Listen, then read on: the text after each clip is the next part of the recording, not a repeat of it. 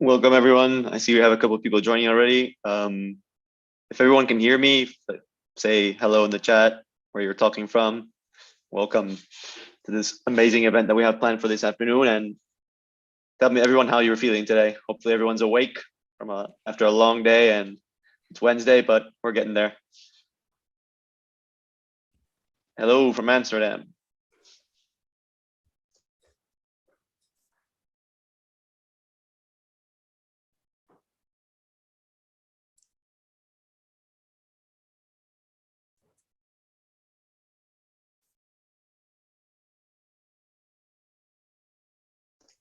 Perfect, glad to hear everyone can hear me. All right, we're gonna kick off the event in around 2 or 3 minutes. We're just waiting for another couple of people to join, so hang on tight.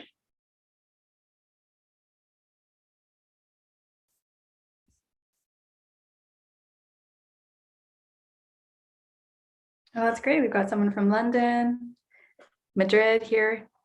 Quite a few of us here in Madrid and Amsterdam. That's wonderful.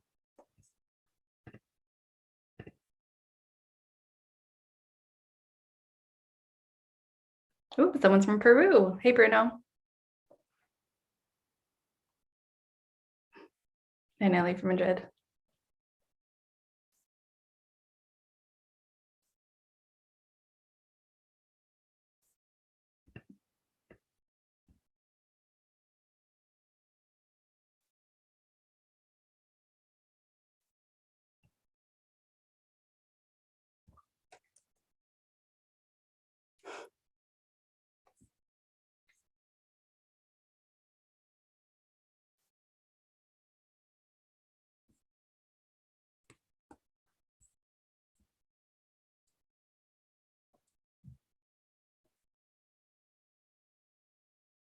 It's nice to hear, Ellie.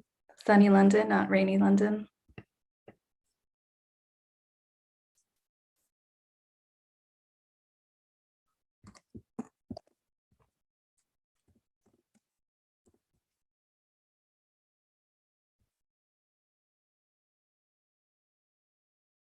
Just bear with us, guys. We just have a couple more details. We'll start in just a few minutes.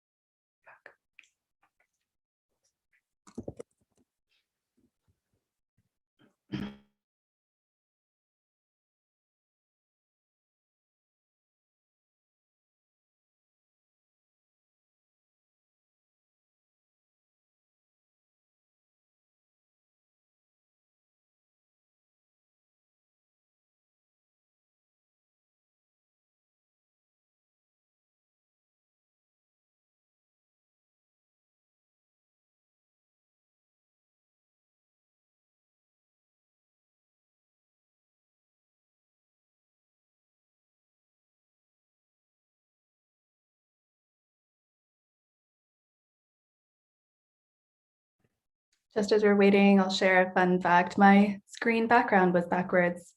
So hello from NetPack Club, now that you can read it. I never understand when I'm looking at the right way, when it's not, but all right, I think we have everyone on board now, so I'll go ahead and start with the formalities. And hello, everyone. So before we begin, a couple of reminders for all the attendees. This event is being recorded and published in EA's Campus Life YouTube channel. Currently, it's also being broadcasted in Campus Life's LinkedIn and YouTube channel. If you want to share with anyone, find this exciting, please do. And second of all, there will be a chance for Q&A later on in the session. So go ahead and feel free to post your questions on any time during the Q&A button down there. Do it through there instead of the chat. That way it's easier to organize after, and then we'll address them towards the end. And without further ado, let's get started. So on behalf of the Private Equity and the VC Club here at IE and the IE Net Impact Club, we welcome everyone to the Building Business Better webinar. So I'm Ricardo Pimentel. I'm co-president of the Private Equity and Venture Capital Club here at IE. And this club was revived last September with the basic goal of immersing the IE community on what's happening on PE and the VC landscape by keeping students and alumni informed, trained, and engaged in topics related. And now I'd like to introduce my co-host, Rubina. Hi, thanks, Ricardo. Hi, everybody. My name is Rubina Singh, and I'm president of IE Net Impact Club.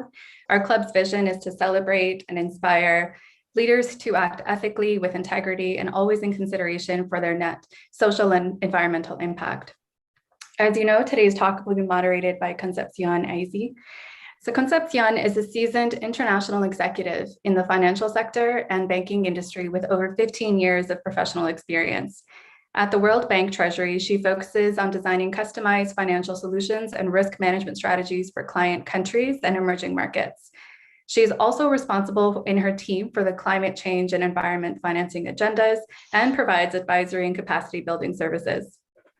In 2017, she was recipient of the World Bank Group Presidential Award on Innovation as part of a core team that developed innovative financing solutions for refugees and their host communities. Before joining the World Bank, she held various positions with leading private and public institutions in Brussels, Mexico, right here in Madrid, focusing on a range of financial and economic issues. We will pass the floor over to you, Concepcion, who will introduce the speakers. Enjoy this event, everyone.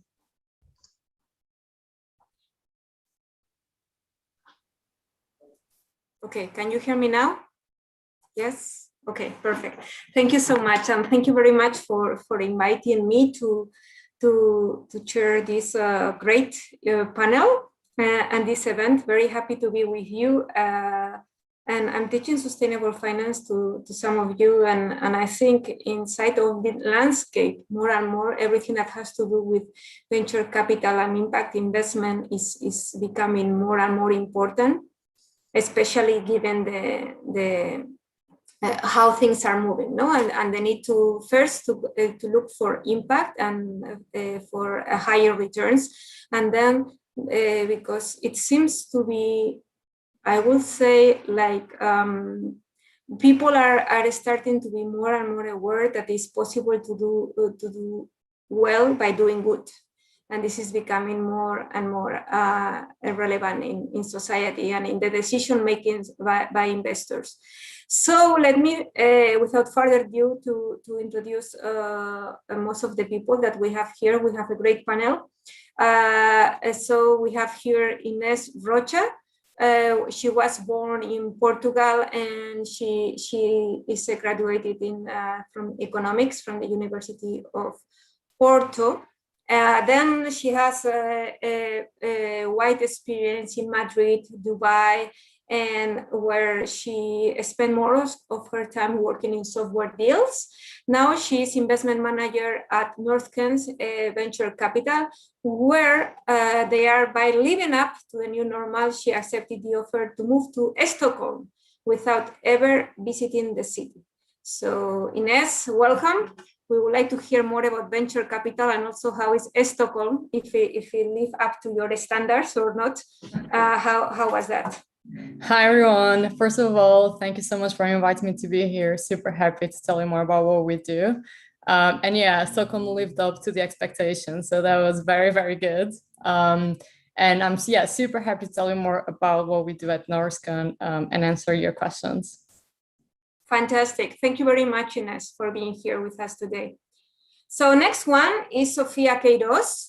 That also, she comes from Lisbon. A lot of Portuguese people here, like you are in venture capital. So she also has a business degree administration, business economics from the Católica Lisbon, master's degree in international management and corporate finance. Prior to joining Muster Seed Maze, she worked as a financial service consultant at Deloitte. And now she uses all those strong analytical skills that to make investment decisions at Maze and to help build the impact case for the startups they partner with. So welcome, Sofia. We would love to hear more about which are the strong investment analytical skills that you need to go into the venture capital, and any advice you will have for our graduates, that will be fantastic. everyone. So thank you so much for having me here. I think maybe we can discuss that a bit later, but I think probably jumping into advice is just trying to get into these impact scene as early as possible. So that was something that like I start following Mustard Seed quite early on in the process and kind of trying to build that network, and that was super important for me later on in the journey, joining Mustard Seed Maze as well. So happy to take any questions later on from that. Thank you, Sophia, and welcome. And last but not least, we go with the gentleman here. And he's Bernd, I'm not sure I can pronounce your surname correct. Glonster Kemper? Very well, very well. Okay, perfect, thank you. You're very kind. So he has been in the Munich area for various years, and he started his career in consultancy at McKinsey Company.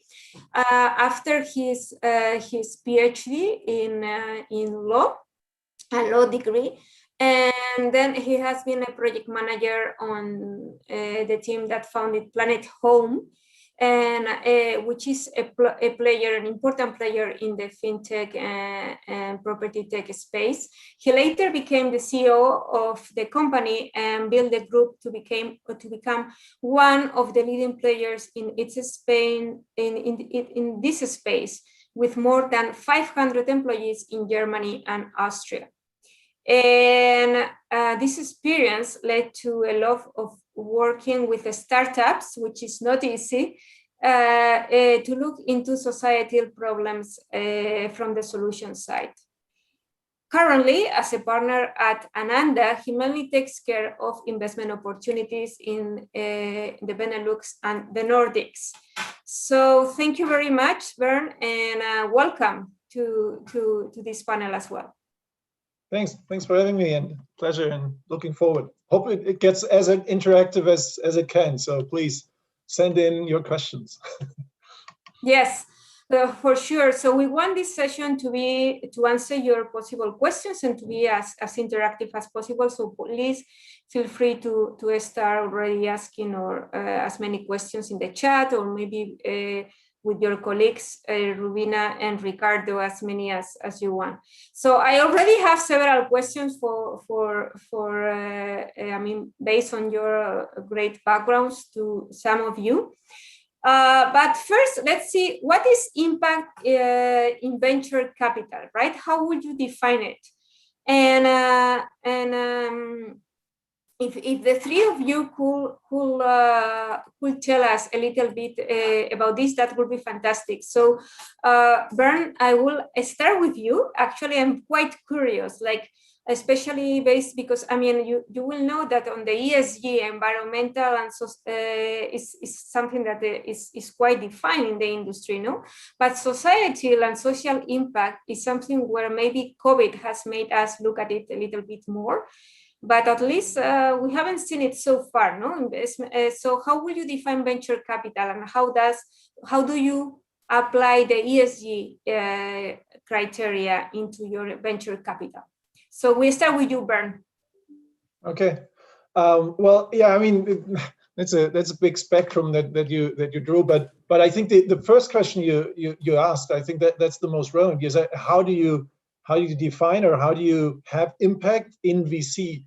And I think that is also the question to the ESG question, because I think as a VC, the most impact you can have is by putting your money, your investments, into innovation that really helps solve the big problems, challenges for our society, whether it's ecological or societal or social problems, but really put the money to innovations that target these challenges. Whereas ESG is a bit broader by saying, okay, we put our money maybe where I get the best returns, and while doing so, I still look for being as ESG compliant as I can. And that's the big difference. So ESG is more avoidance and looking to do good as good as it can, but having a different focus, while impact VC, impact investing, impact venture capital is putting the money in a positive change, in an intentional positive change, by putting it into innovations that address relevant societal problems, that offer a relevant solution. And at least for us, the third part in our early checkup is how aligned is it? I mean, is the innovation itself impactful, or is it more a model like, okay, I earn money at one part and maybe I do something good at a different part? We don't like these kind of models. We really like the models where the impact, the societal benefit is inherently built into the business model. So for instance, Auticon, one of our early investments, it's an IT consultancy that works only with Asperger artists, people from the Asperger autism spectrum. We use the special abilities of Asperger artists by putting them on projects for big MNCs that are IT projects and get well paid, but have the special abilities of the Asperger artists use them. And 90% of the consultants that work there have been unemployed before because they were not able for a normal job. And by providing special coaching, job coaches, they are able, and indeed they're specialists now and very well paid. And this is a model where with every project you sell to a company, you do something good for your P&L, and at the same time you do something good for unemployed Asperger artists by creating more job opportunities. And for us as the investor, we can focus on scaling the company, and by scaling the company, automatically we will scale the impact and societal benefit as well as the return for our investors on the financial side. That's very interesting and very impressive. So what is the return that you got on that? Well, we have not exited yet, but it is probably around 5 to 8x on money multiple. Very interesting. Yeah. Fantastic. Thank you, Bernd. So we move to Sophia. We go in the reverse order. So Sophia, what can you tell us about how do you understand what is venture capital and all this ESG, and how do you apply that in your company? Yeah, so I think we are pretty much aligned with what Bernd just said. So at Message Seed Maze, we see impact investing as investing in companies where there is a clear alignment between revenue and impact. And these can either be social or environmental impact.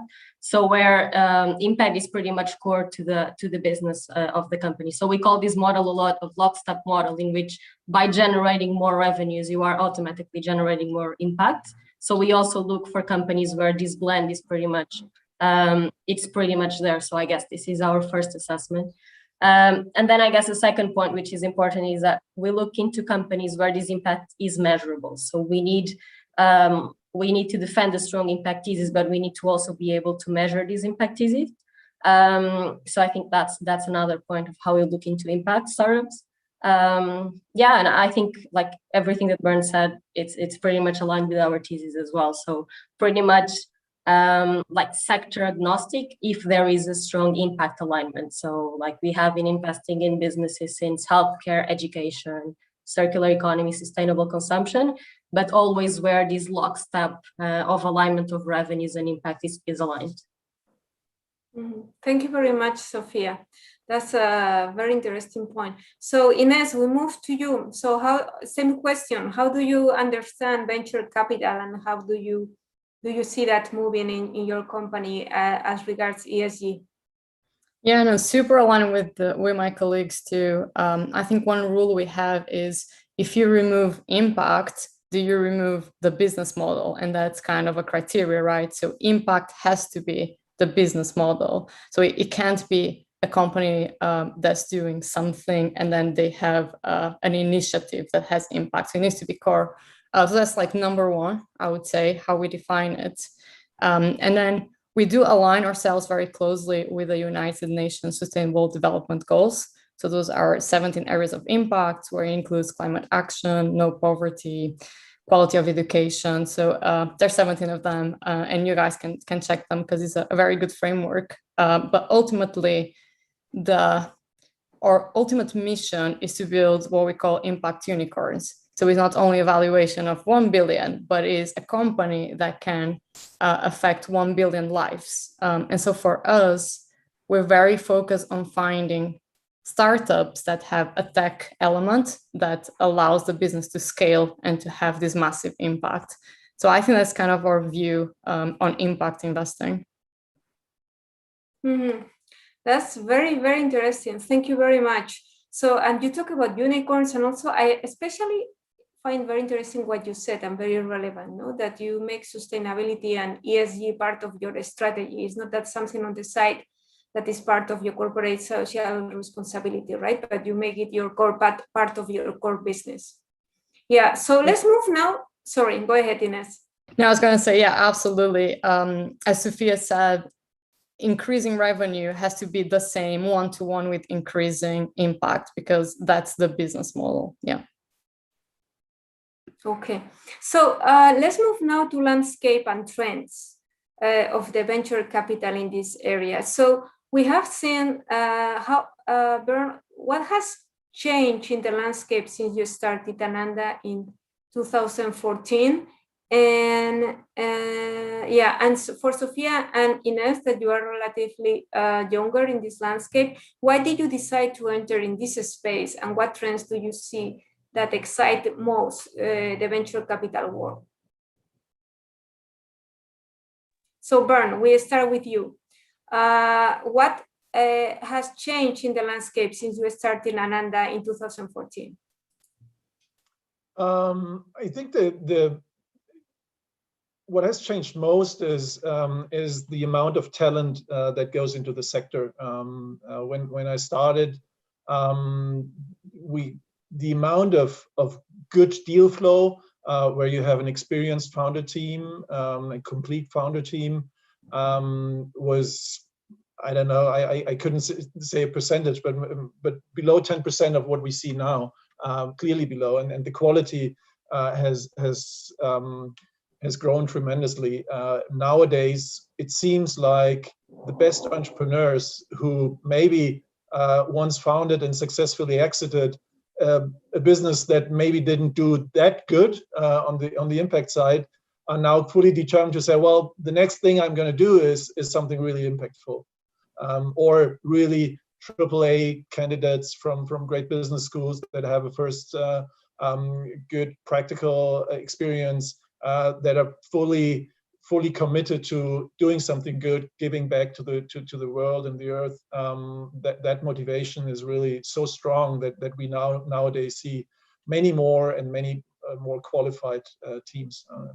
Besides that, I think in the general, I'm not sure how specific on Germany that might be, but another thing, in the beginning, we always were more like needing to defend ourselves, almost to say, how can you do society? How can you solve societal problem with private money? Oh, there must be something bad around it.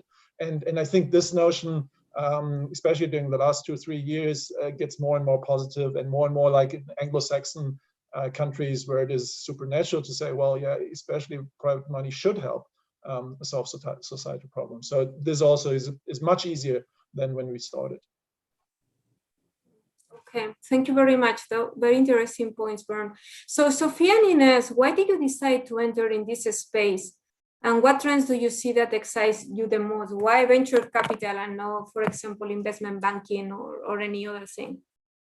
And why startups and unicorns? Yeah, maybe I can go first. I think why I got into venture capital or investing was because that was my background, right? I started as a management consultant, then I went into private equity. And so I thought I really wanted to have a positive impact in the world, but I wanted to apply the skills I had into doing that. And I thought that, continuing in impact investing was the best match of my investing skills plus impact.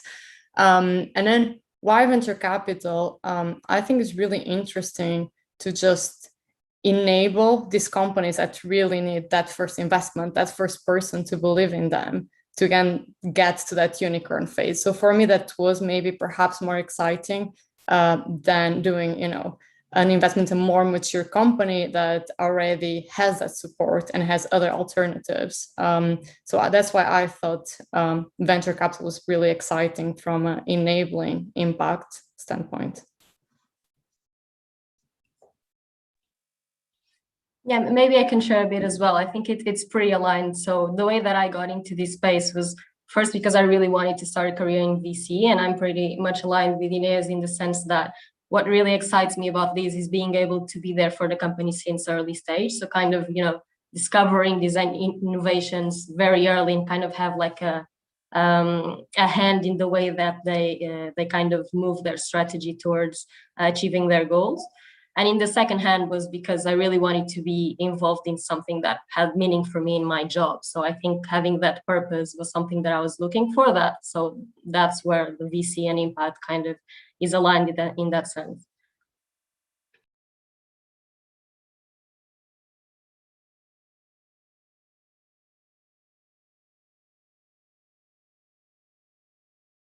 Concepcion, I'm not sure if others can hear you.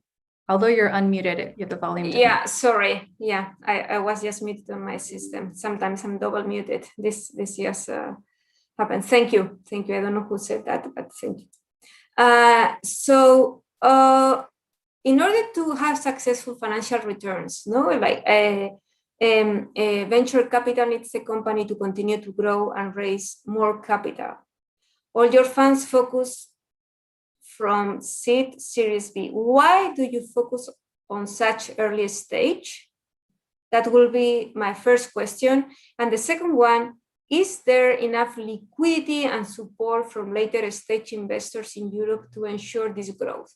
Or do you think other markets like the American one are more prone to venture capital? So let's start with Bern. We go back in circles. Bern, what's your view about this? Well, I think seed to Series A in our case. I think it's always a question of your background and maybe your also your taste of what do you consider fun and where you're good at. Impact can be created in all stages. I think it's maybe a bit more difficult in later stages, but certainly in the early stage and even earlier than us, when angels come in, I think that is a similar impactful, or maybe even more impactful area than the one where we are. We are typically the first institutional investor. Typically, ticket size is 500K to 2-3 million in a first financing, and then follow on until 10 million. But the valley of death, how we call it, is maybe even a bit earlier than us. And we see, for instance, because we are active in the UK a lot, we see much better ecosystem for impact investing through angel networks in the UK compared to continental Europe. So this is a very impactful space. Why are we more later stage? I think it's just, our partners who we found the company, we're more experienced in growing companies and making them successful. And ultimately, we think this is super exciting because my personal goal is to just be able to go on the street and ask anyone, hey, tell me 3 great impactful companies in Europe, and they should be able to name me a few. And in order to get there, I think this growth stage is super interesting to make, because you have so many great teams and great projects which remain projects, and you really need to see more of them scale enough. I leave the other questions to you, Ines and Sophia. Okay, so Ines, let's go to you. What do you think? Yeah, I think I have a bit of a similar view. I think as an investor, you need to have a strategy. And so you need to be focused on something, right? You have to have an investment thesis, and you can't cover the whole spectrum. If not, some people do, they have different funds for different sizes, but you need to be just a bigger fund with a bigger team that focus on different stages. I think, at the stage we invest, sometimes we only have an MVP. Sometimes we're still looking for that traction. And I think as companies are successfully showing that traction, then they become an investment where any traditional VC can also invest. So I think that once a company goes to Series B, C, D, E, and they show this traction, they're successful, there shouldn't be a reason why they couldn't tap into the existing wide ecosystem of Europe that's developing very rapidly.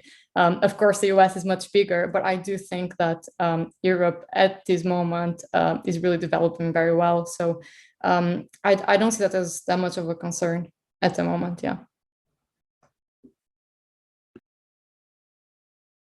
Thank you very much, Ines. So, Sophia, what's your view about this? Yes, so I agree. I think maybe earlier stages are more developed in Europe, and you have been seeing a lot of like investments coming into pre-seed and seed tickets, even for larger VC firms. But I do think that that capital is there, and I think that even if it's not in Europe and it is in the US, when you get to those Series B, Series Cs, you're looking mostly at global companies, and like capital is also like accessible in the US for that. But yeah, I agree that maybe pre-seed and seed is a bit more developed in Europe than later stage.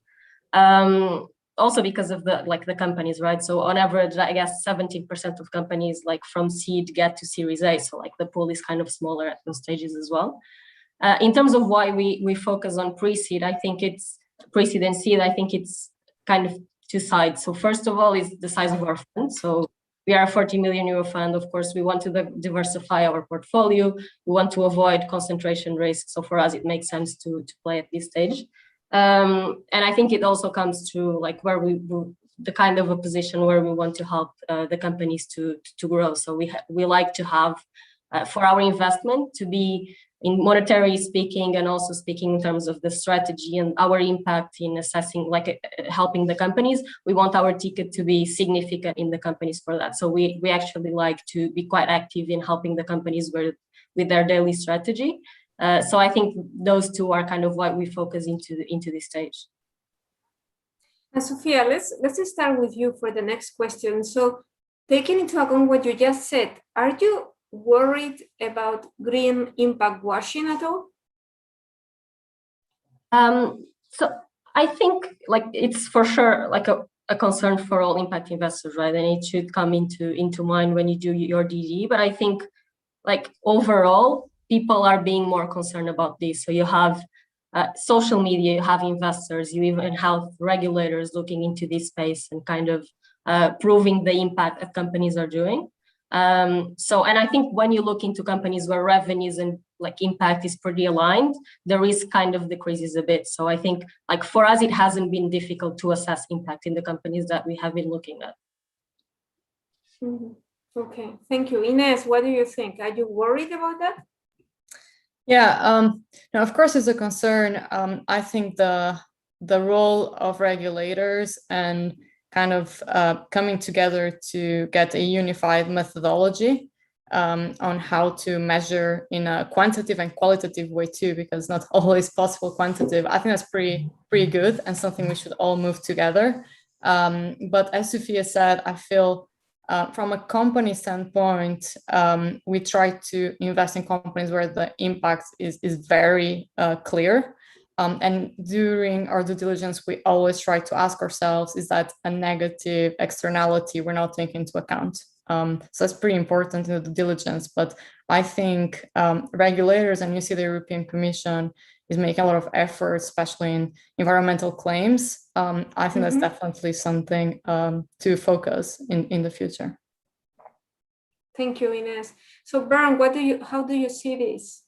Yeah, no, I agree. Greenwashing, something that. I agree, and actually cannot add anything to what Ines and Sophia said. I mean, but I just want to put it a bit more in context, and maybe referring to your previous question of what has changed.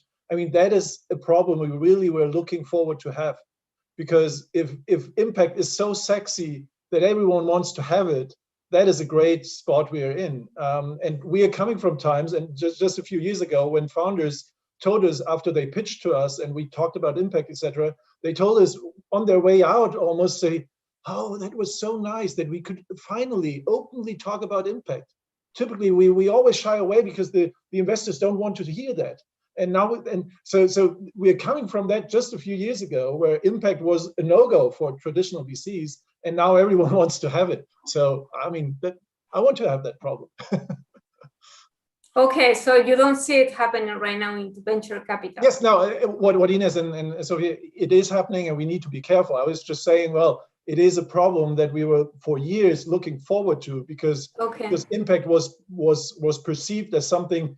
Now you can't invest into impact, and now more and more traditional VCs, other investors are looking for impact, because it is better for the ESG reporting, and it looks good, and maybe some of them have realized that you can have actually very good returns, because that is true value creation. It is solving true problems. It is not artificial hype consumer good stuff.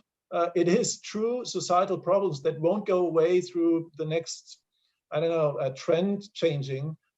They're true challenges that are being solved by impactful companies, and that is super sustainable also in a financial way. Mm-hmm. Yeah, I see your point, and it's a very positive outlook of that. No? So that's good to have. So many of the students that they are listening to us, they might end up being entrepreneurs, right? And this is something that is definitely encouraged more and more in Europe, especially versus other areas of the world, no? Like the Silicon Valley, where you see a lot of entrepreneurs. So from your point of view, how can a founder incorporate the impact mentality into their business? So if imagine a business that doesn't have the impact mentality yet, how could they do it? And do you think that all business have the potential to have a net positive impact, or depending on the business that you are in, that's not really something that you should be? I mean, of course, if you are dealing with weapons, I'm not sure how you will measure that, no? But maybe there is even a way to look into that. So Bernd, let's start with you. What do you think?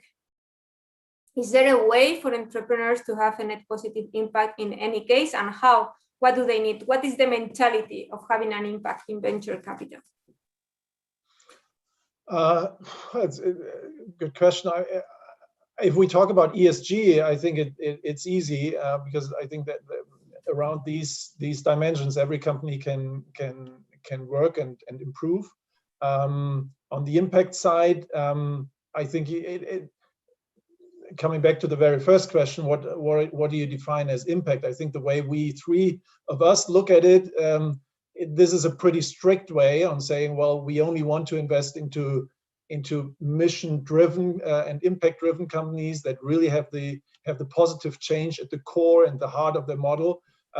So if you have something else at your core and then just add the impact, that probably would not satisfy our needs.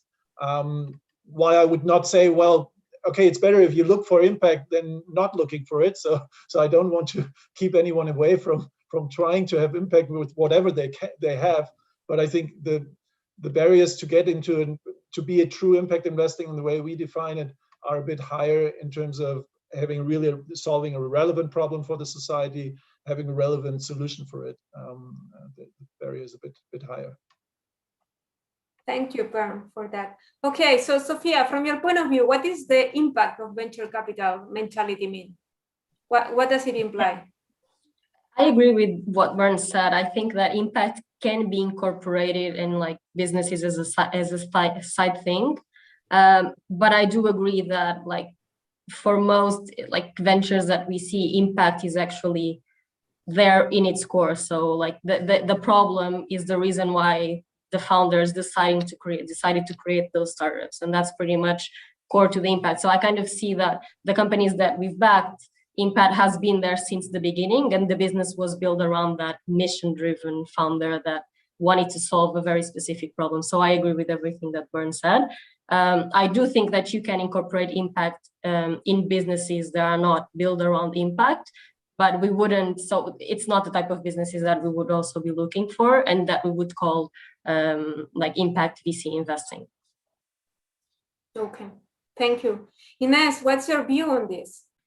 Yeah, no, I agree that the problem you're solving has to be a problem that the world is suffering from, right? I think sometimes it's interesting because you wouldn't expect some companies to be impact companies. And one example is, for instance, Zoom, right? Zoom face value is not an impact company, but if Zoom reduces drastically business traveling and conferences like this one and so on, then it's at its core is reducing that traveling. So I think it is interesting that sometimes people start building solutions and tech solutions, and sometimes they don't understand the impact they're having. So I actually think that we do have a role in helping some entrepreneurs understanding what is the impact of what they're doing, because sometimes it's not completely obvious for them. But I would say 90% of the cases from the get-go, the problem and the challenge people are solving is impact driven. Mm-hmm. For any kind of VC, venture capital. Yeah, at least that's our experience, and most of our founders had that. And I would say that's the 10% where people know there is some impact, but they don't come out as an impact first company, but then they have huge impact because of ultimately they changing the way people do something that's harmful. Yeah. Mm-hmm. And let me move to the next question, Ines, with you. So do you think that because of all this monitoring, reporting, and verification that when you do venture capital on ESG requires, do you think that extra burden reduces profit, or do you see this as a competitive advantage that has spillover effects, especially when you are looking at medium and long term? How do you see this? Yeah, I think it's 100% a competitive advantage, and that's our thesis, that impact, it won't give you market returns, it will give you above market returns because of this competitive advantage. So if you look at a company that is impact first, what helps this company is they can use these metrics, right? They can use this measurement and verification to then attract talent, people that want purposeful lives. So, very good to attract talent, very good to attract customers, because customers also want to buy from these great companies, right? And they also have targets, have investors having pressure on them. And then third, they have an advantage to attract capital. Because as Bern said, the industry changed, and now impact, it is a great thing. It's not something to be scared of, it's something to try to find. So I do think that it is a competitive advantage on human capital, making business and attracting capital. Yeah. Thank you. What about you, Sophia? What do you think? How do you regard all this? Because especially at the beginning, it's an extra cost, no, to set all these frameworks for monitoring, reporting, and verification. Yeah, I mean, I think that's the plus of having an impact investor, I guess, that they can help you with that framework around impact. But I agree with Dinesh. I think like every stakeholders around businesses are asking for impact. Like people are asking for impact in their consumption patterns, investors are asking for impact, and employees are asking for like impact and purpose in their jobs. So I think being able to show this your impact KPIs and to showcase your impact traction to all of the stakeholders around your business is for sure a competitive advantage. And I think businesses should put effort into doing that, because I think we have been seeing with our companies, like it has been helping them attracting money, attracting like good people, attracting potential clients, etc. So I agree with that. And I also think that for this lockstep model in which revenues are aligned with impact, showcasing impact is also showcasing traction and like revenues in your company. So I think that alignment is pretty much like if you show that your company improved revenues from pre-seed to seed stage, you would also be showcasing that they improved their impact KPIs at the same time. So I think that alignment is also relevant for in this case. Thank you, Sophia. And Bern, do you see it that way as well? Or how was your experience? Did it at the beginning meant an extra cost to your company? 100% with Ines and Sophia. I think at this point you again need to distinguish between ESG and impact. I think ESG reporting for a non-impactful company is probably 10 times more burdensome than impact reporting for an impact company, because impact reporting for an impact company means actually measure what you want to get on your business side anyhow. I mean, for Auticon, to measure how many autists are out there and where do they come from recruiting wise, and that is a natural thing. Or for any product you create, you want to know how well that functions and how well is it perceived, and you measure a net promoter score anyhow. So if impact is at the core of your business model, good business people would probably measure 80% of what we measure for impact anyhow. While a non-impactful company that does, I don't know, something, suddenly needs, for whatever reasons, but maybe not their intrinsic motivation, needs to measure ESG, they really start to say, oh, how can we do this? And they need to put additional effort in, while the impact company does it anyhow. So somehow, I guess we are going back to the initial question, no? The need to incorporate all the impact and BSG into your core strategy, right? Because otherwise it's just corporate social responsibility or any other thing that is done on the side. So when you are really into impact investment, basically reporting on it is reporting on your business. Yeah. Thank you very much. Very interesting conversation. We are going to move to some of the questions and answers because I'm not sure we will have time to do all of them, but just let's look at some of them. So one question is here from Camilo. He's asking, how is the career path in venture capital? Is it possible to make it all the way starting from an analyst position to LP? So, Sophia, for example. I think I'm not the best one to speak about this. I'm probably the most junior one here in the panel, so I would love to. No, but I can like I do think so. I think what's your plan? That was my plan, exactly. That's kind of my answer. Like I do think so. That's why I kind of chose this career path. But I would love to hear like your views, Bern, on this as well, and Inês. But yeah, I think so. I think it depends a lot in like which type of structure is the fund that you are in as well. So you also have to take that into consideration.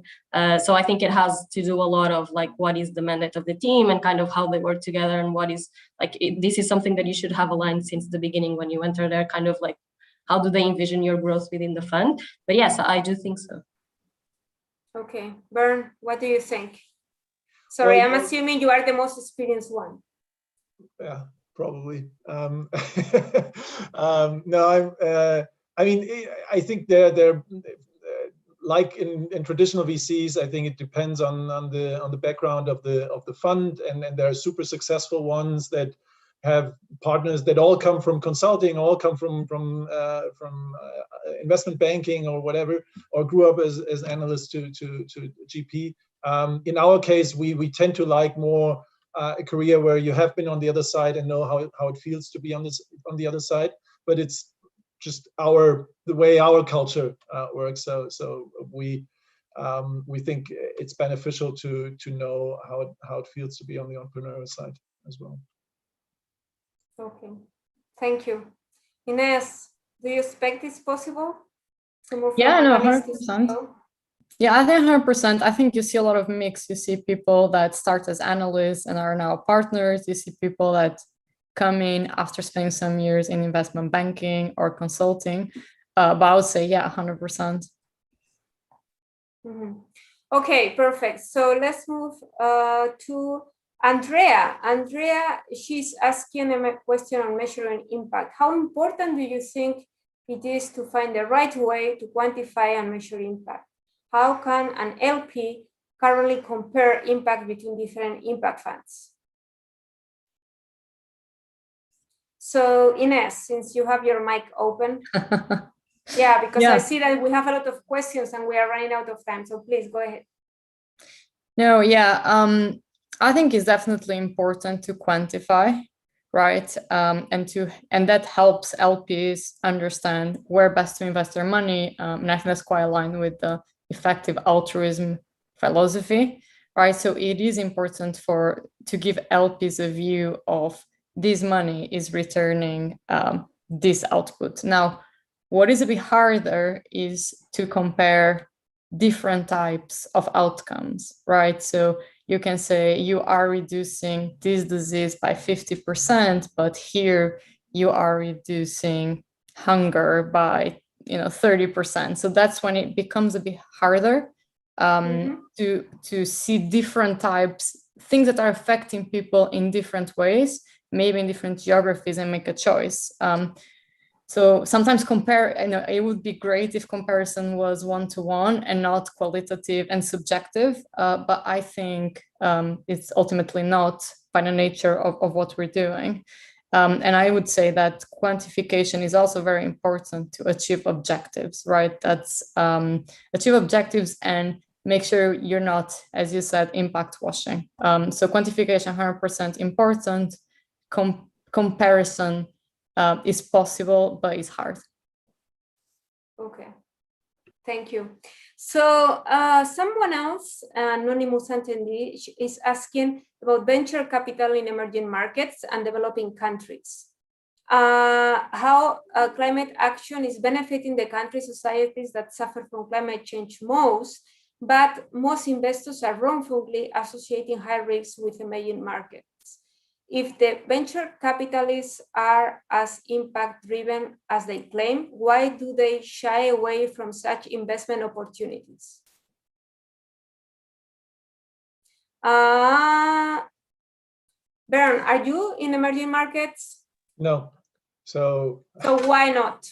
Exactly. Why are you shying away? It's a very good question. It's a tough question because it is indeed something that whenever we talk about our strategy and long-term strategy and it comes to being as impactful as we can, this certainly is the elephant in the room to go to other markets where you maybe can have even more impact with the same amount of investment. Why are we not doing it? Because we are shy. Actually, we are shying away because we know so little about these markets, and the size of our fund is not big enough that we can afford paying the experts and the agencies that we would need in order to really have good advice on doing investments in these areas and in these subjects. It is already super tough in Europe at our doorstep to really differentiate between something is maybe meant good and having real impact. And that is a challenge we face every day, and we shy away. That is the right word to say. Doing this in countries far away and topics that are even further from us. So, will it be fair to say that you don't understand the risk reward in those countries, that you don't know enough? The risks that are there, you mean? Yeah. Yeah, exactly. Yeah. Okay. Thank you. So let's move to the questions in the chat. I think we just have time to one more. Inigo Martus is asking, if you look for companies with impact at its core, would you not consider investments which have a great impact potential yet don't focus on it explicitly? For example, Zoom. So, okay, Ines, how do you see this? Would you consider Zoom or not? Yeah, we would, yeah. We always measure how big is the impact. And in this case, if you look at Zoom, impacts almost everyone in the world, or a large proportion of people in the world. And if people do not resume to traveling, then it has a huge impact, right, in the environmental. So I think, don't quote me on this stat, but I feel like, I don't know if it's 1% or 5%, but a really tiny percentage of business travels generate the most emissions, and those are usually associated with business. So at Norscan, we usually really try to quantify what is the impact. And in this case, it is core to Zoom's business model, right? They make people meet without meeting physically. And if you take that away, there's no Zoom. So that kind of fills the brief of, if you take out the impact, the business cannot operate. So the answer is yes, we would consider it. Okay, thank you very much, Ines. So unfortunately, I don't think we have more time to more questions. So now we need to start closing. So I will be asking you, each of you, tell me a book recommendation for our students, also a person to follow or web page to follow into the social media. And if you could talk to your younger self, what would you say to that person? So we start with you, Bern. First book, Book, person to follow, or social media, and what would you say to the younger parent? Book. I'm reading the Never-Ending Story with my daughter right now. I can really recommend that one. Not business related. A person to follow, Brett Feld. I mean, if you're PEVC club here, I think Brett Feld is a great guy to follow. And what my recommendation? Hopefully, no professor is taking part. Get out of university, get practical, have impact. Okay, so you think what is taught at university is to, do you regret of having gone to university, or No, what is your view? No, not at all. But we sometimes we joke around if as many people as researching around impact would actually be practical in impact, the world would be a better place. Yeah, no. I mean, you are having a very, very good point there, right? That maybe sometimes I would say many times, although here we are in a business school, but many times we are too theoretical. The more important thing is do what you like. I mean, to be honest, if you're good in science, and so stay in science, but do what you like. And if you want to become an impact investor, try to get it as practical as early as you can and get experience. Okay, thank you very much, Vern, and thank you for joining us today.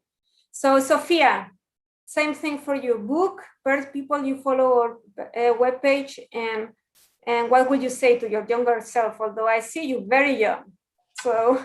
Yeah, I've been in impact like VC for 1 year, but I can still give recommendations for like Sophia a few years ago. But maybe starting with the book. So on VC, I think there is one book which really helped me, which is called Secrets of Sand Hill Road from Scott Cooper. So I think that's a really good introduction of like VC world, and even for founders, like what will be your journey in fundraising, etc. So I think that's one. Person I would mention as well, Fred Wilson and the AVC blog. I think that's an amazing way to learn more about and keep track in the VC world. On impact, I follow one newsletter which is called Good Business, which I really enjoyed as well. And advice, I would say, so I would say like try to get into the ecosystem as early as possible, because I feel network is like super important both in VC and in impact. So I would say, just start getting an internship in an accelerator program, VC, even a startup. So just, put to practice what Vern said, just put to practice what you learn and try to create your network as early as possible. Okay, thank you, Sophia. Very good advice. Ines, same for you. Yeah, so on the book recommendation, I would say Doing Good Better by William McCaskill, and it's about effective altruism. So I think it could be a good starting point for anyone thinking of impact. For a page to follow, I have to say Norscan VC on social media. So if you want to follow us and know what we're doing, that's the best place to start. And the advice for my younger self would be, to not get too upset when things don't go my way, because usually that leads to a new path that ends up being better than I ever imagined. So don't be upset if maybe you don't get into the VC company you wanted or the private equity company you wanted. What matters is to have that mindset, and you'll get there one way or the other. Okay, thank you very much, Ines. So now I will finalize giving you my book, which is going to be a little bit different, not venture capital. It's more about you and yourself. I would recommend all of you, even if you have read it already, to read again The Little Prince. I think it's a book that even if you have read it when you were, it means different things to different people, and when you read it in different times of your life, right?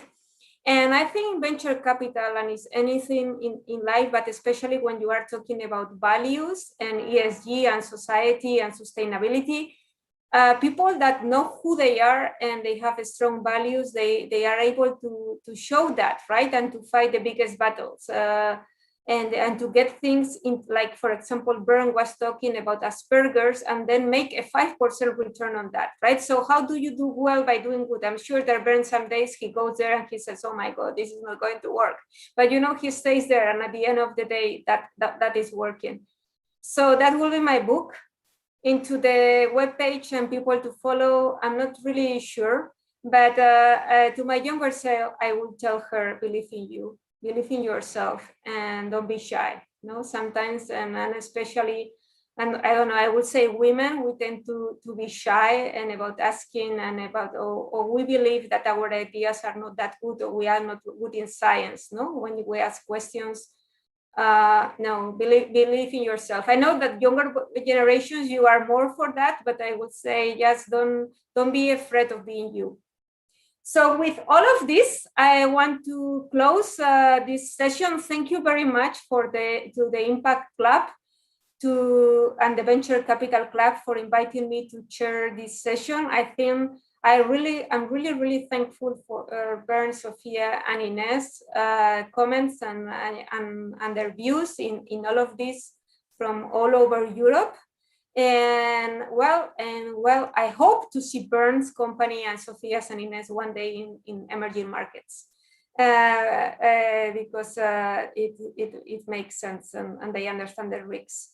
So that's it on my side. Thank you very much. I don't know, Rubina or Ricardo, whether you want to add something. Thank you. Thank you. On behalf of Ricardo and I, and the Private Equity and Venture Capital and IE Net Impact Club, thank you to all of our panelists, to our attendees. Thank you, Concepcion, for moderating this talk. We couldn't have had a better moderator with your position and experience. For those who'd like to stay in touch, you see our Instagram and LinkedIn links in the chat. Please do so. And we hope you have a lovely evening. So thank you. And I enjoyed the experience in venture capital. Thank you all. Bye. Bye-bye. Thank you very much for joining.